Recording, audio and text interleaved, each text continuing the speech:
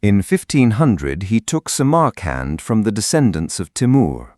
In 1507 he took Herat and ended Timurid rule in Khurasan. By 1509 he controlled everything between the Sir Darya and the Amu Darya and was raiding deep into the northern steppe. In December 1510 he was dead outside the walls of Merv, and the Safavid Shah who killed him had his skull mounted in gold and used as a drinking vessel. He ruled for 10 years. The political framework he created governed Central Asia for the next 400. Muhammad Shaybani was born around 1551. His grandfather was Abul Khair Khan, who had assembled a substantial nomadic confederation in the steppe north of the Sir Darya during the middle decades of the 15th century. That confederation is the origin of the name Uzbek as a political and later ethnic designation in Central Asia. Abul Khair's state fragmented after his death, and a large portion of his followers broke away eastward. Those groups became the nucleus of the Kazakh Khanate, which is why the Uzbek and Kazakh peoples share a common point of political origin in the 15th century steppe. Shaybani's early career was spent in the wreckage of his grandfather's state. He served as a military contractor, commanding a body of horsemen and hiring himself to whichever Timurid or Mughal prince was paying. He fought for the Timurid ruler of Samarkand at one point and against him at another. He was, for years, a capable commander without a state. His advantage was descent. He was a Genghisid, a descendant of Genghis Khan's eldest son Jochi through the line of Shaybani, which meant he could legitimately claim the title of Khan. The Timurids could not. They had ruled for a century and a half through the fiction of a puppet Khan or through the title of son-in-law to the imperial house. In a political culture where Genghisid descent remained the ultimate credential, that mattered. His opportunity came from Timurid disintegration.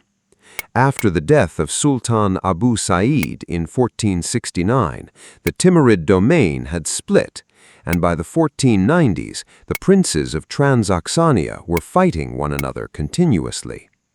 Shaybani entered that competition with a mobile force and a legitimate claim. In 1500, he took Samarkand. The young Timurid prince Babur retook it by night attack the same year, held it through a siege as the population starved, and surrendered in 1501, withdrawing under terms that included giving his sister in marriage to Shaybani. At the Battle of Sare Pool in 1501, Shaybani had defeated Babur in the field, and the sources record Babur's own assessment of the Uzbek tactics.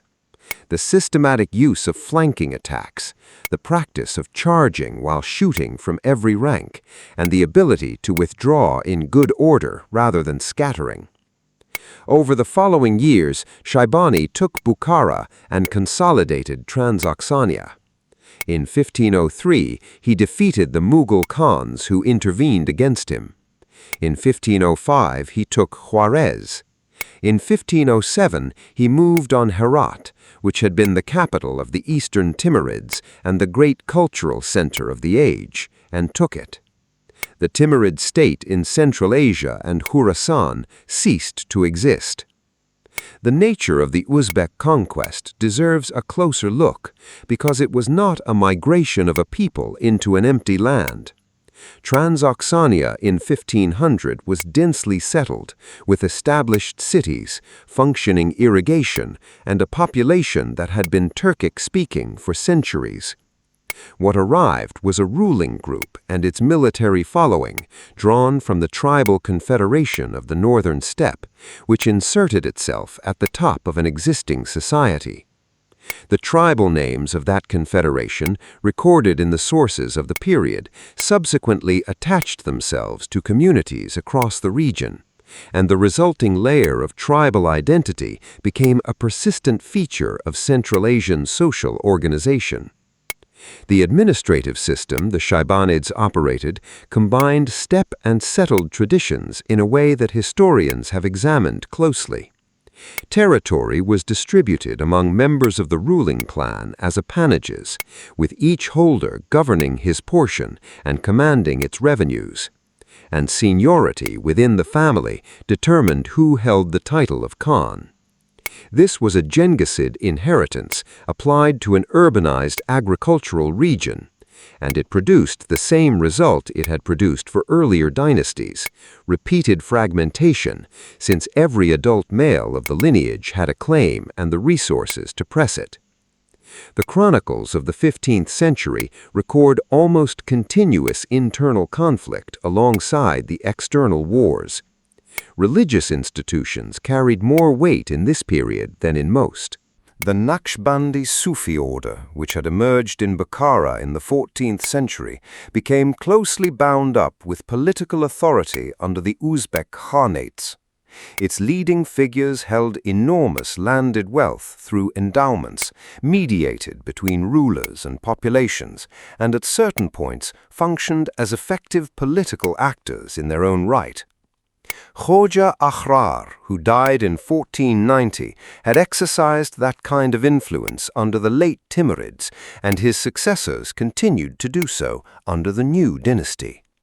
The relationship between the Khans and the religious establishment was one of the structural facts of Central Asian politics for the next 300 years. At that point, he made two errors, and they were made within 18 months of each other. The first was in the north.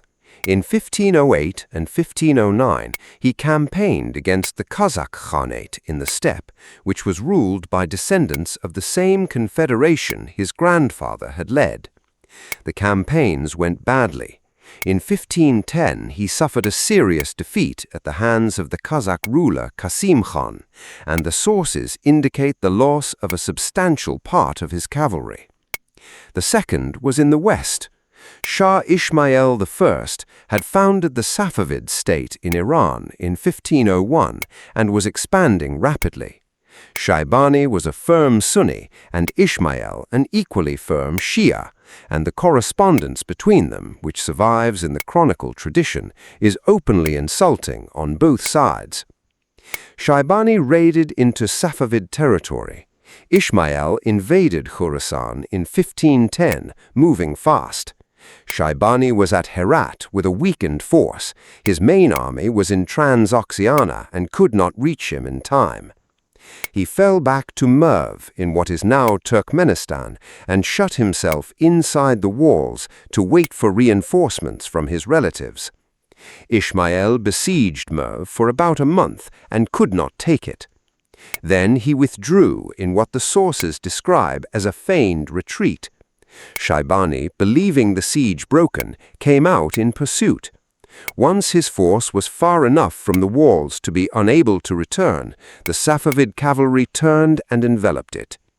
The battle took place on 2 December 1510.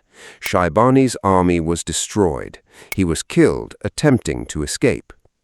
Ismail had his body dismembered and portions sent to different parts of his empire as proof of the victory, and had the skull mounted in gold and made into a jeweled drinking cup that he used at court.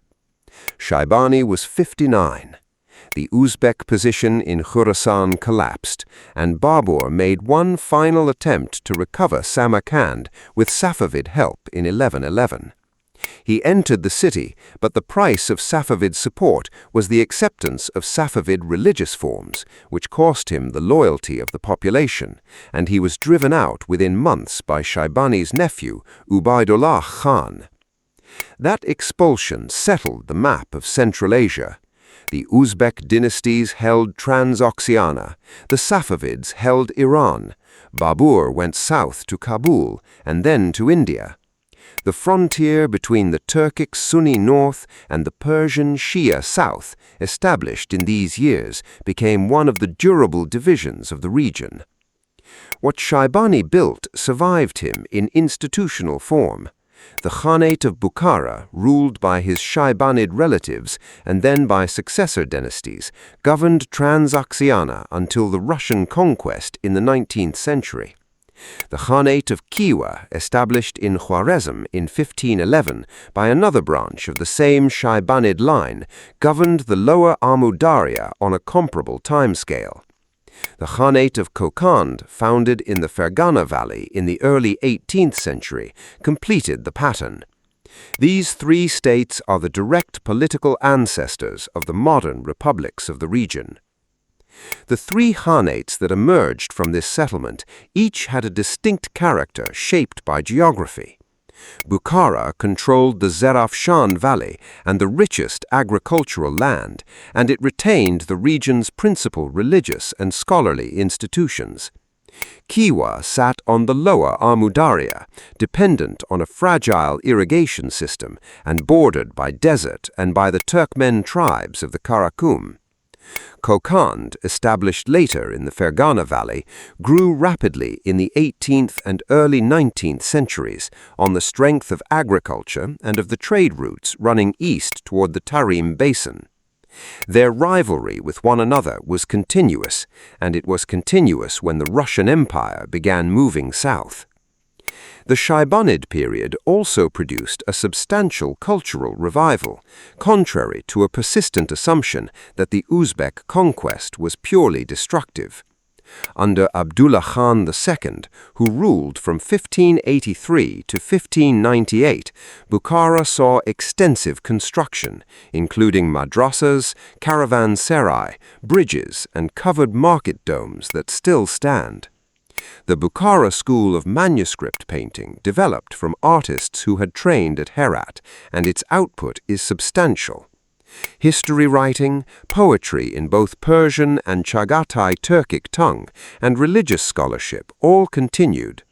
Shaybani himself was not a purely military figure. He had received a formal education, wrote poetry in Turkic, patronized scholars, and took part in theological discussion. The 10 years of his rule closed one era and opened another. The Timurid century in Central Asia ended, the Uzbek Khanates began, and the political geography he established, 3 centers of power at Bukhara, Khiwa, and later Kokand, defined the region until an army from the north arrived in the middle of the 19th century.